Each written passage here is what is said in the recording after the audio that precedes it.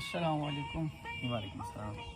حضرت یہ بات بہت مشہور ہے کہ ہم ہر بندے کی زبان سے یہ سنتے ہیں کہ جیسی عوام ہے ایسے ہی حکمران آتے ہیں۔ اس میں کوئی دینی لحاظ سے کوئی ہمیں تعریف کریں گے؟ مطلب یہ ہوا کہ یہ جو الفاظ مشہور ہو چکے ہیں ہر بندے کی زبان سے ہی ہم سنتے ہیں، جیسی عوام ویسے حکمران، ان کا حقیقت کے ساتھ بھی کوئی تعلق ہے یا نہیں، آپ یہی پوچھنا چاہتے ہیں؟ جی سر جی، پہلے نمبر پر تو یہ سمجھیں کہ یہ جو الفاظ ہیں نا، در حقیقت یہ الفاظ حضرت حسن بصری رحمۃ اللہ علیہ کے ہیں۔ انہوں نے فرمایا تھا اعمالکم امالکم، جیسے تمہارے اعمال ہوں گے ویسے تمہارے امال ہوں گے، مطلب تمہارے حکمران ہوں گے۔ اب کچھ لوگ کہتے ہیں یہ قرآن ہے یا حدیث ہے، تو قرآن کا تو مفہوم ہی میں کہوں گا، مطلب حقیقی قرآن نہیں ہے، یہی الفاظ قرآن میں نہیں ہے، لیکن قرآن کا مفہوم ہے یہ الفاظ۔ اور اسی طرح حضور اکرم صلی اللہ علیہ وسلم کا ایک فرمان ہے جو دو طریقوں سے ہم تک پہنچتا ہے، جس کے ترک دو کہا جاتا ہے، لیکن یہ حدیث ہے ضعیف۔ اور قرآن پاک میں یہ بات آئی ہے ما اصابکم من مصیبت فبما کسبت ایدیکم، کہ تمہارے اوپر جو مصیبت آتی ہے نا وہ تمہارے ہاتھوں کی کمائی ہوتی ہے۔ اور اسی طرح ظہر الفساد فی البر والبحر، بحر و بر میں جو فساد پھیلا ہوا ہے یہ بھی انسانوں کے ہاتھوں کی کمائی ہے، مطلب انسانوں کے اعمال کی شامت ہے۔ باقی یہ کہنا جیسی عوام ویسے حکمران، یہ کہیں حد تک تو درست ہے مفہوم کے معنی میں، حقیقت میں نہیں۔ کیوں؟ ظہر الفساد فی البر والبحر، اس کا تعلق حکمران کے ساتھ بھی ہے، عوام کے ساتھ بھی ہے۔ اب حکمران اچھا ہو تو عوام اچھی ہوتی ہے، صرف سارا ملبہ عوام کے اوپر ڈال کر ہمارے منہ کے اوپر ہاتھ دیا جاتا ہے، ہمارے منہ کو بند کیا جاتا ہے ان الفاظوں کے ذریعے۔ اچھا حضرت، اب دیکھیں مثال کے طور پر حضور اکرم صلی اللہ علیہ وسلم حکمران ہیں، ان سے بڑھ کر تو کوئی حکمران نہیں ہے نا، وہ اچھے ہیں تو ان کی جو عوام ہے صحابہ کرام اہل بیت وہ بھی کیا ہیں؟ اچھے ہیں۔ اب پھر آپ اس کو یہاں پر فٹ کیسے کر سکتے ہیں؟ یہی تو میں بول رہا ہوں، ہمارے جیسے پیچھے جاتے جائیں گے نا بڑے جو ان سے لوگ ہیں، وہ انہوں نے بہتر کیا ہے عوام کو۔ عوام تو ہر دور میں خراب نکلی ہے، جی بالکل بالکل، ہر دور میں خراب نکلی ہے، تو عوام سے حکمران ٹھیک نہیں ہوگا میرے خیال سے، حکمران سے عوام ٹھیک ہوتی ہے۔ یہ بڑی نا بات، حضرت عمر بن عبد العزیز رحمۃ اللہ علیہ، وہ مسجد میں آ کر جب بادشاہ بن جاتے ہیں، مسجد میں آتے ہیں، آ کر خطبہ دیتے ہیں کہ بھائی یہ وہ دور نہیں رہا، مطلب جو میرے سسر کا دور تھا اور جو میرے رشتہ داروں کا دور تھا، یہ وہ دور نہیں ہے، اب یہ کچھ اور ہی دور ہے۔ اور انہوں نے اپنے گھر سے تبدیلی لی، تو اس حکمران کا اثر صرف انسانوں پر نہیں، عوام پر نہیں پڑا، اس کا اثر درندوں پر بھی پڑا ہے۔ تو اس سے معلوم ہوتا ہے اثر جو پڑتا ہے وہ حکمران کا عوام پر پڑتا ہے، حکمران کا عوام۔ باقی مان بھی لیا جائے یار جیسی عوام ویسے حکمران، مان لیا جائے یار عوام کے اندر سارے ہی گندے ہیں، حالانکہ آپ کے ہر محلے کے اندر ایک مسجد موجود ہے، ہر جگہ پر نیک لوگ موجود ہیں، اور احادیث میں تو اتنی بات آئی ہے جب اللہ اللہ کرنے والے نہیں رہیں گے نا تو یہ دنیا ہی نہیں رہے گی۔ اس کا مطلب نیک لوگ ہیں، لیکن نیک لوگوں کے لیے جو حکمران مل رہے ہیں نا وہ ٹھیک نہیں ہے۔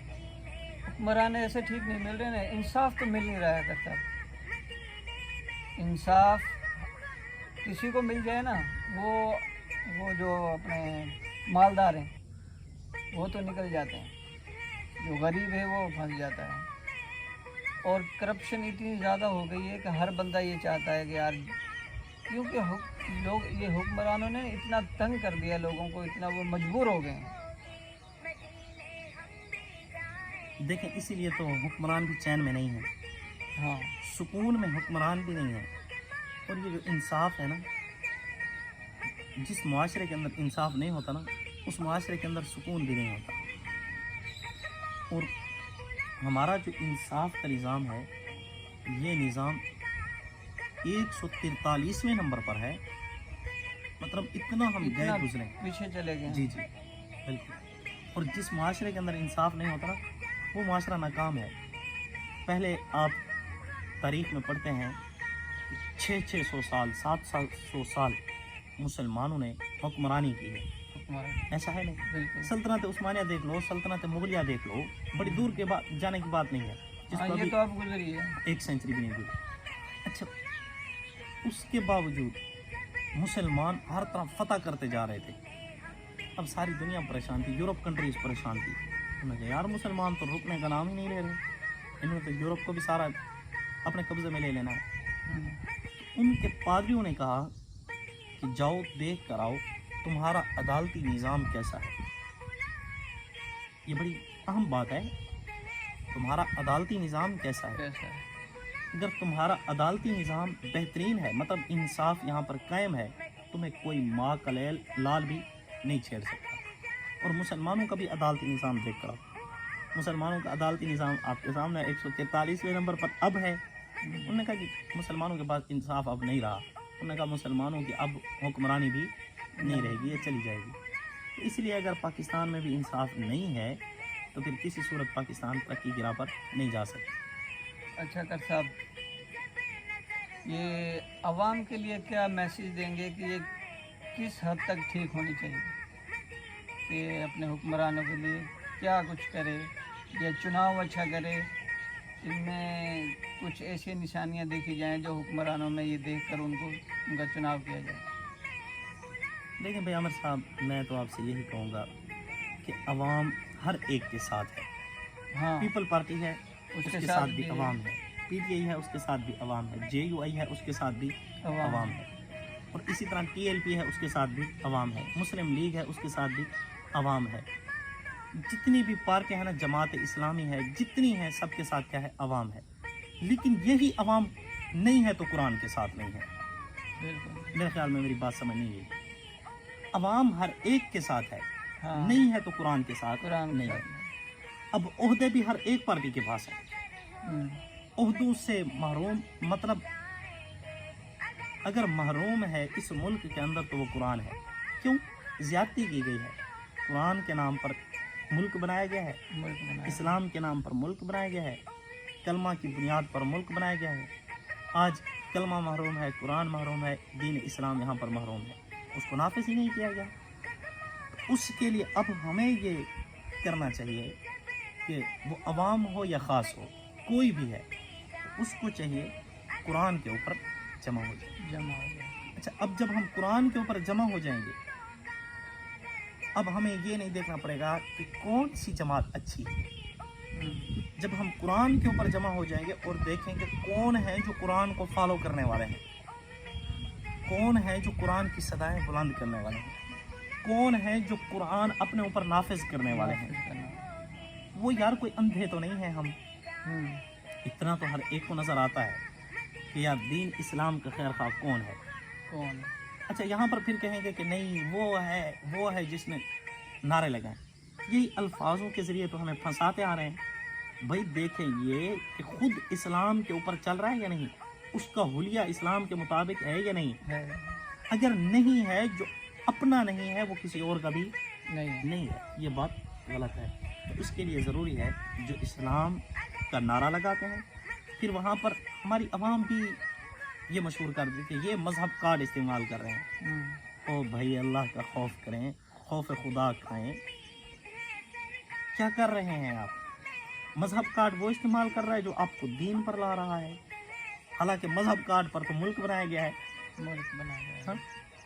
اب جب کوئی دیندار آتا ہے تو اس کو یہ کہہ کر دھتکار دیا جاتا ہے.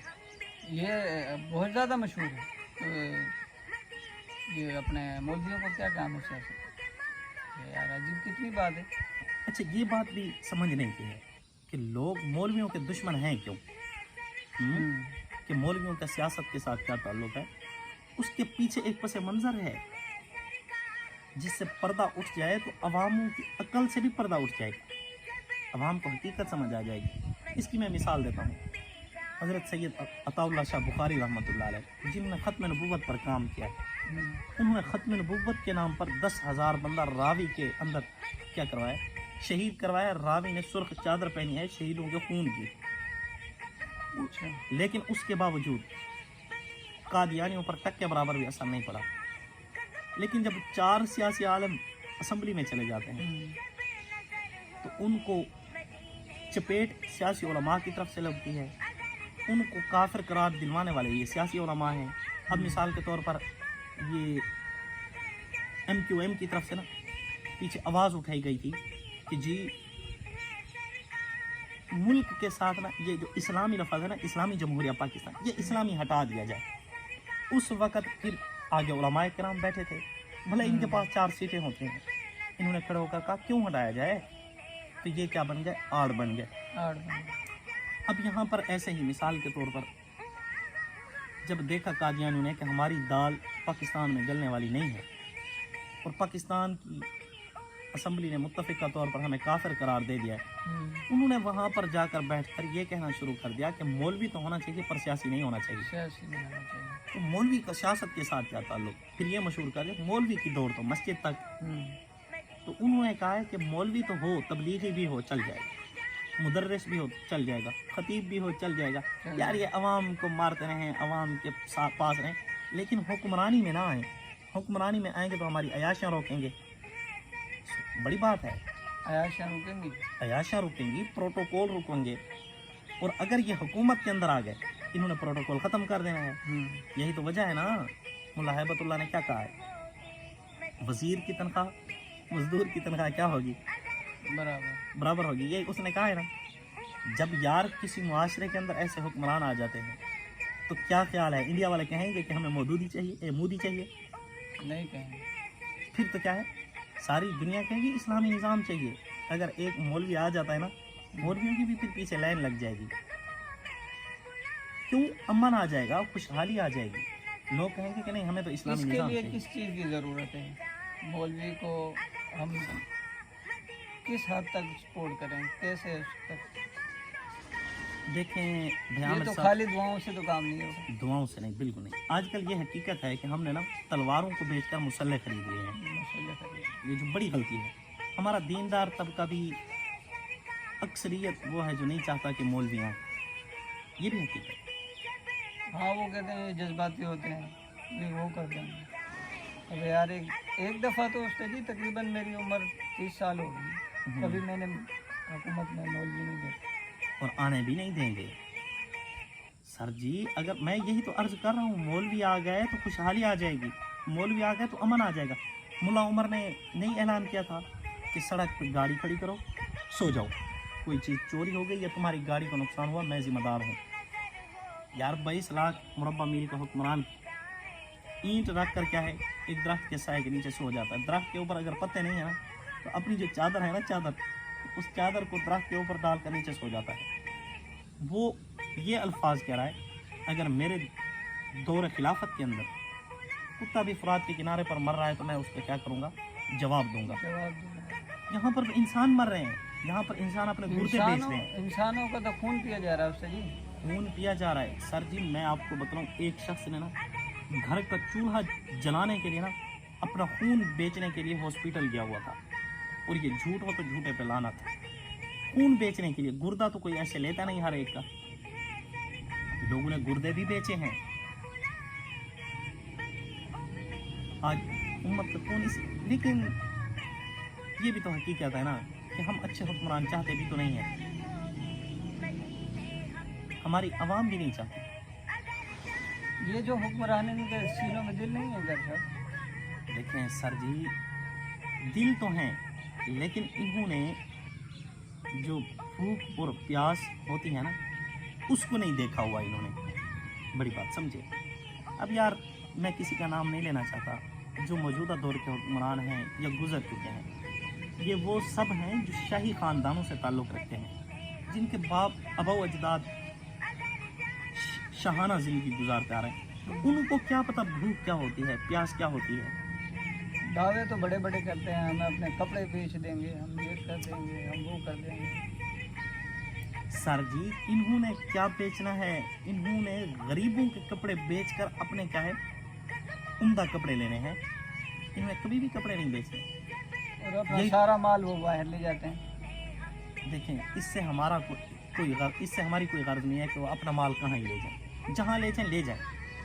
ہمیں یہ دیکھنا چاہیے جو ہمارے ملک میں رہنا پسند نہیں کر رہا، جن کی اولادوں کے لیے تعلیم ہمارے ملک میں نہیں ہے، جو ہمارے مذہب کی تعلیم اپنی اولاد کو نہیں دے رہا، تو ہمارا کیسے خیرخواہ ہو سکتا ہے؟ اور دوسری طرف وہ ہیں جو خود مدرسوں کے پڑھے ہوئے ہیں، خود پاکستان کے شہری ہیں، خود پاکستان میں رہتے ہیں، باہر آنا جانا ان کا نہیں ہے، تو وہ لوگ ہمیں اچھے بھی تو نہیں لگتے نا۔ یہ تو اب ہماری غلطی ہے نا۔ یہ عوام کی غلطی ہے، یہ غلطی ہمیں کیا کرنی چاہیے؟ سدھارنی چاہیے۔ اس کے لیے ضروری ہے جو اچھے لوگ ہیں ان کا کیا کیا جائے؟ ساتھ دیا جائے۔ اچھا، اس کے ساتھ اس کو ختم کرتے ہیں۔ ٹھیک، السلام علیکم۔ ہمارے